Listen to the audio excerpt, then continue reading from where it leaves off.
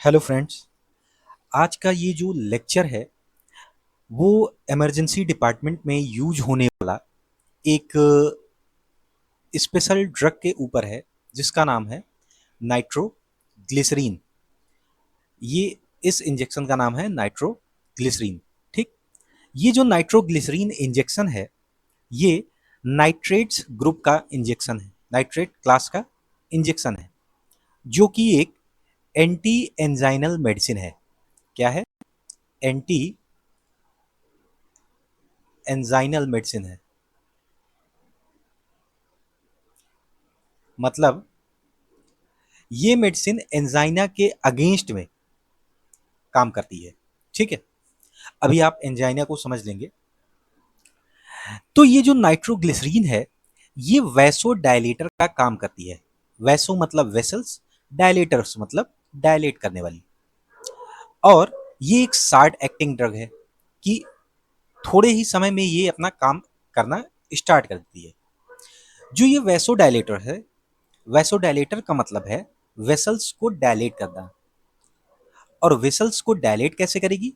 By relaxing the smooth muscle of blood vessel.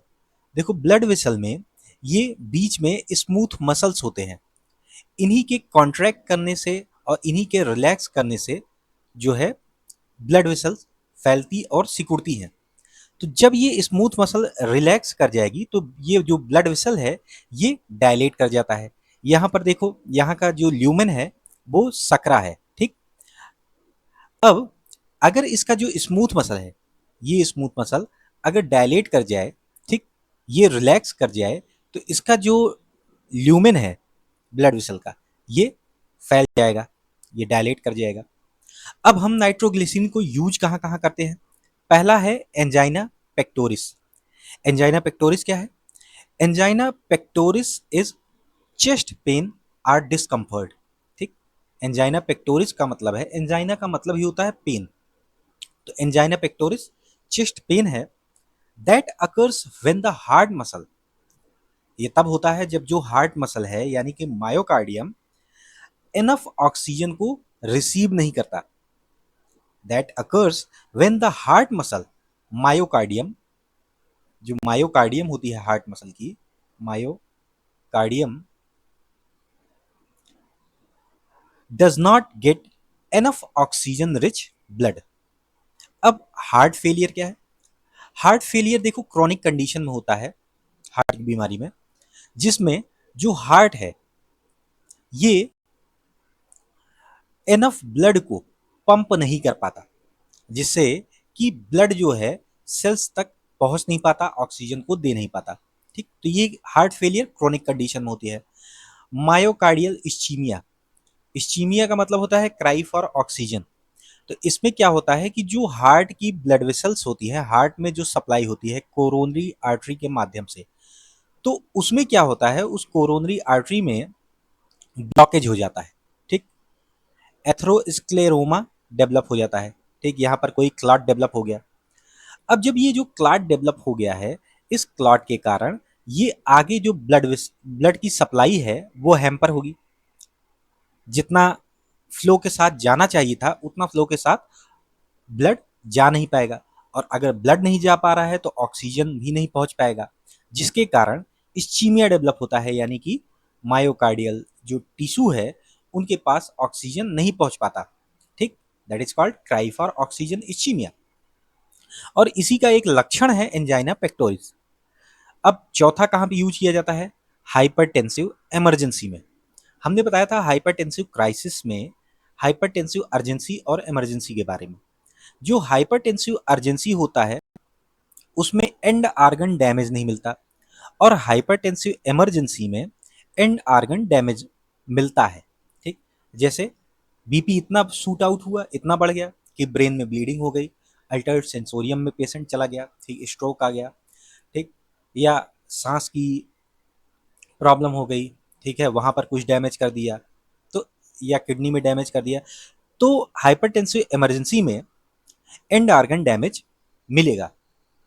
Now ये जो nitroglycerine है, ये नाइट्रोग्लिसरीन क्या होती है कि ब्लड वेसल में जा करके ब्लड वेसल में जाकर के ये स्मूथ मसल में it convert into it converts into converts into nitric oxide.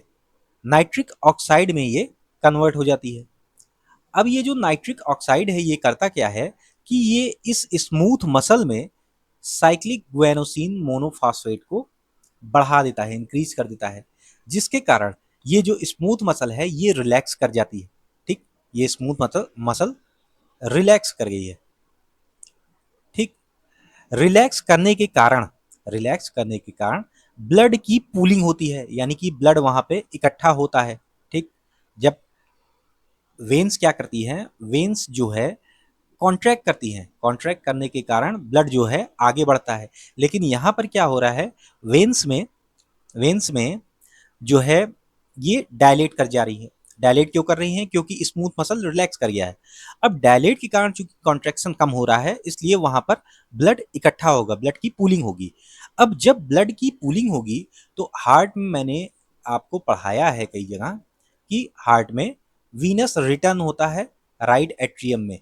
पूरे शरीर का जो ब्लड है वो रिटर्न होकर के हार्ट में जाता है राइट एट्रियम के थ्रू। अब चूंकि वेन्स में ब्लड की पूलिंग हो रही है तो वेनस रिटर्न जो है हार्ट में कम होगा।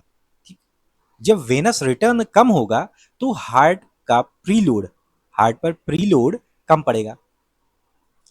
अब यहां पर हमारे दिमाग में एक क्वेश्चन उठता है कि प्रीलोड क्या है।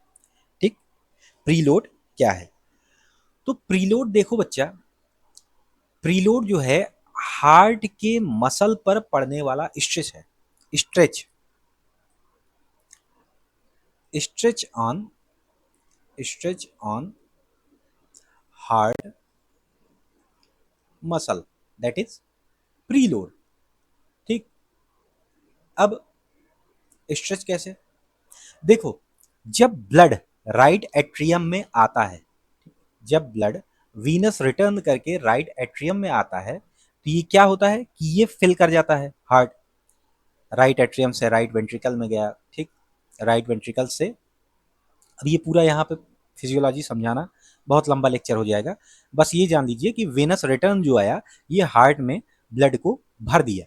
अब जब हार्ट में ब्लड भरेगा तो हार्ट की मसल स्ट्रेच करेंगी। ठीक, हार्ट की मसल स्ट्रेच करेंगी। इसको और सिंपल वे में समझिए कि जैसे ये एक गुब्बारा है। ठीक, एक बैलून है। अब इस बैलून में हम पानी भर रहे हैं। ठीक, यहाँ पे हमने पानी भर दिया है, फ्लूइड भर दिया है। अब फ्लूइड भरने के कारण क्या होगा कि ये जो गुब्बारा है ये स्ट्रेच करेगा। ठीक, ये स्ट्रेच करेगा। इसी को हम प्रीलोड बोल देते हैं। अब अगर हम इस गुब्बारे में पानी को कम भरें, फ्लूइड को फ्लूइड को कम भरें तो क्या होगा? अगर कम भरेंगे तो स्ट्रेच भी कम ही होगा। ठीक, तो इसी को कह रहे हैं कि हार्ट में जब वेनस रिटर्न कम होगा तो उसका प्रीलोड घटेगा, यानी कि हार्ट पर जो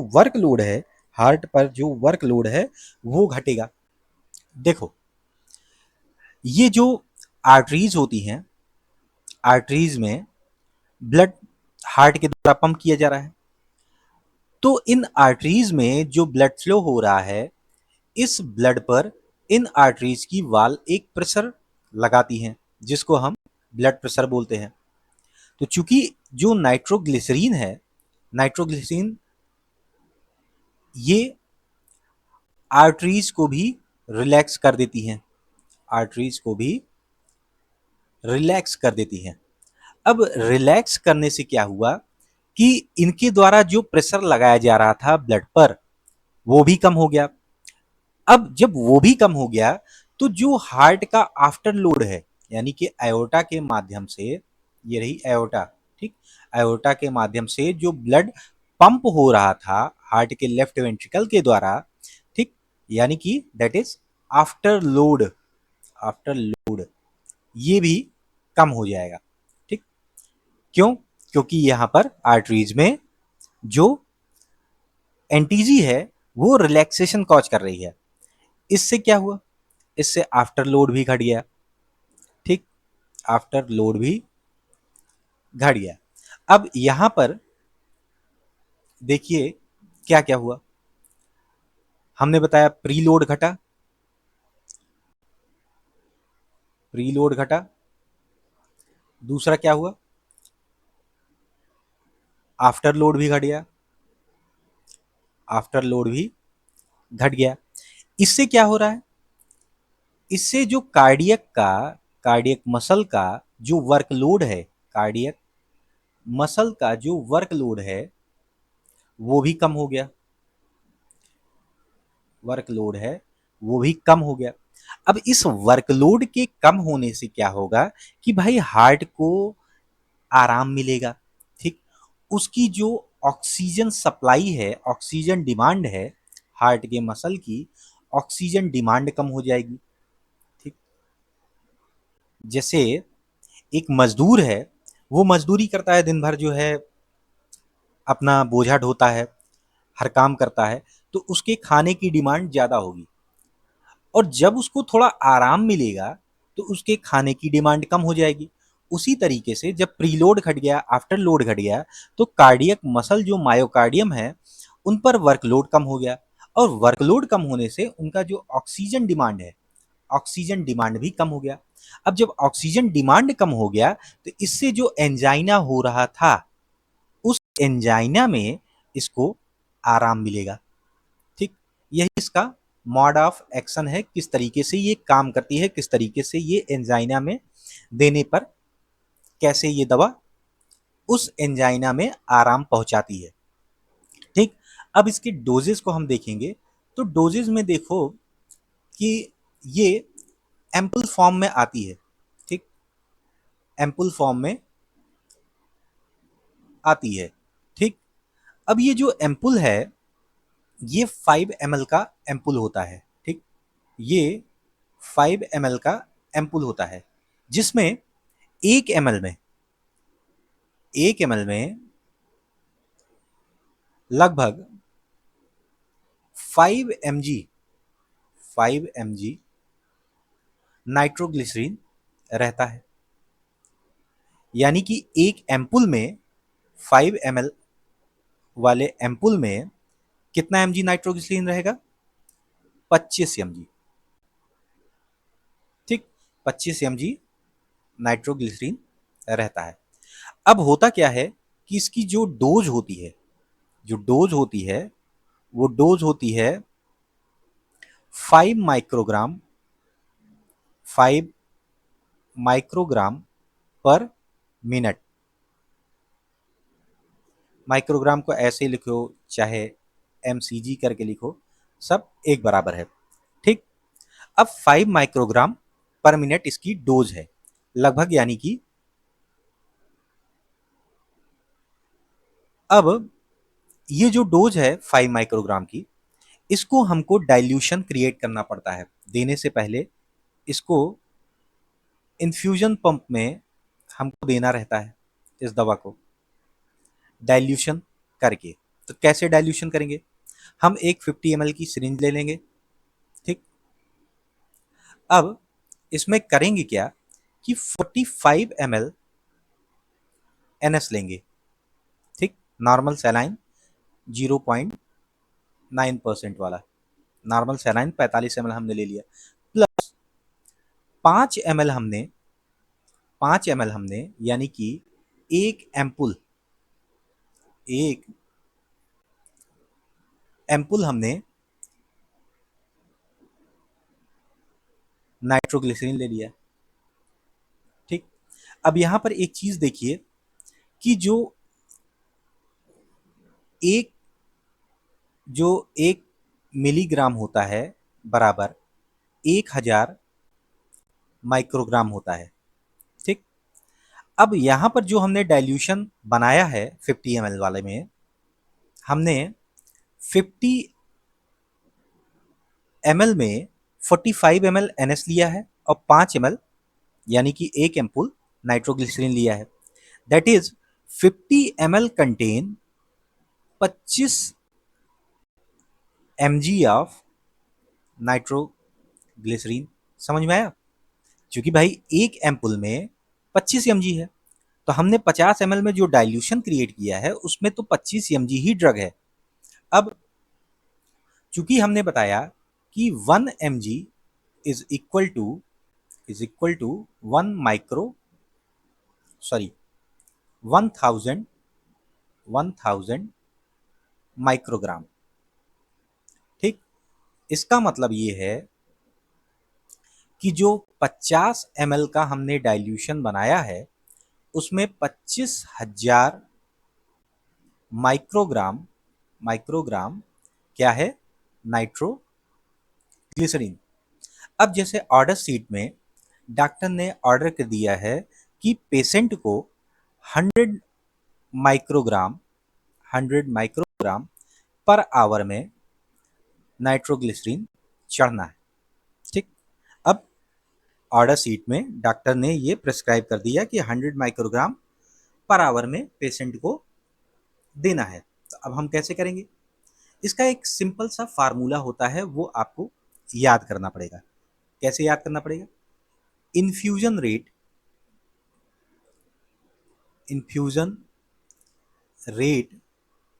जो कि ml पर आवर में है, यानी हमको इन्फ्यूजन जो चलाना है कितने ml पर आवर पे चलाना है। तो डिजायर्ड डोज जो कि माइक्रोग्राम में है पर आवर अपॉन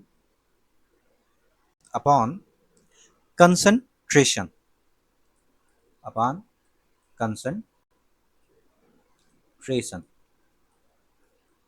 ठीक, ये कंसंट्रेशन किस में रहेगा? माइक्रोग्राम पर ml, यानी कि 1 ml में कितना माइक्रोग्राम हमने तैयार किया है। तो यहाँ पर डॉक्टर ने क्या कहा है कि 100 माइक्रोग्राम आपको देना है पर आवर में। ठीक, 1 घंटे में आपको 100 माइक्रोग्राम देना है। और कंसंट्रेशन आपने क्या तैयार किया है कि 50 ml में 25,000 माइक्रोग्राम है, तो 1 ml में कितना होगा? 25,000 बटे एक जीरो से एक जीरो गया, 25 500, यानी कि 1 ml में 500 माइक्रोग्राम ड्रग मौजूद है। तो अब यहाँ पर कंसंट्रेशन हमको क्या रखना है कि 1 ml में कितने माइक्रोग्राम? 500 माइक्रोग्राम। यहाँ से डबल जीरो गया, और 1 को जब हम 5 से भाग देंगे कितना आएगा? 0.2 ml पर आवर। यानी कि अगर डॉक्टर ने हमसे कहा कि 100 माइक्रोग्राम पर आवर हमको एनटीजी पेशेंट को देना है, तो हम 0.2 ml पर आवर पर हम इस दवा को चला देंगे। ठीक, इससे हमको पेशेंट को 1 घंटे में 100 माइक्रोग्राम नाइट्रोग्लिसरीन पहुंच जाएगा।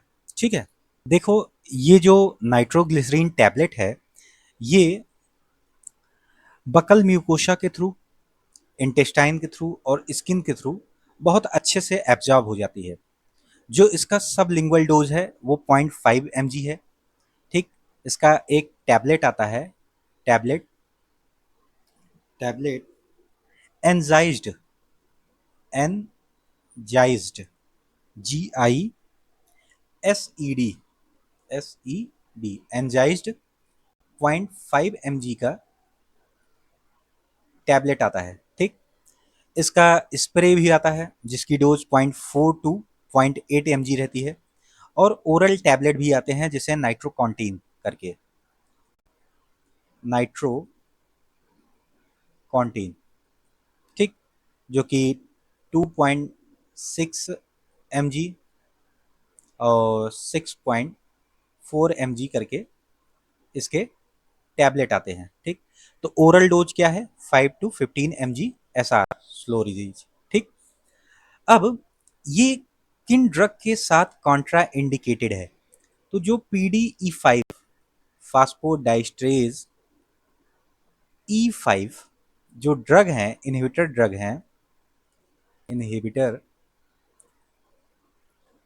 ड्रग हैं, उनके साथ नहीं दिया जाता, क्योंकि इससे सीवियर हाइपोटेंशन डेथ, एमआई, सब कुछ हो सकता है। ठीक, तो PDE5 इनहिबिटर ड्रग कौन कौन सी हैं जो कि सेक्स को इन्हेंस करने के लिए जो दवाएं आती हैं, लाइक सिल्डेनाफिल